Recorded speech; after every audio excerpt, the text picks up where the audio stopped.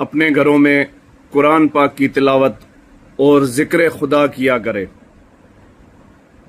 مولا امام علی علیہ السلام کا ایک بہت خوبصورت سا ارشاد، جس گھر میں قرآن پاک کی تلاوت اور ذکر خدا ہوتا ہے اس گھر میں برکتیں بڑھتی رہتی ہیں اور اس میں فرشتے موجود رہتے ہیں اور اس سے شیطان بھاگتے ہیں، اور اس گھر کی روشنی اہل آسمان پر اسی طرح پہنچتی ہے جس طرح ستاروں کی روشنی اہل زمین کو۔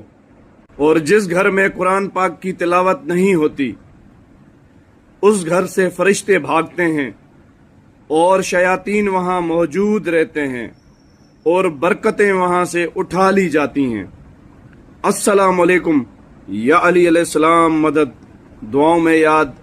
اللہ پاک ہم سب کو نیک راہ پہ چلنے کی توفیق عطا فرمائے اور اللہ کے کلام کی تلاوت ہر گھر میں ہر جگہ پر کرنے کی توفیق عطا فرمائے۔ دعاؤں میں یاد۔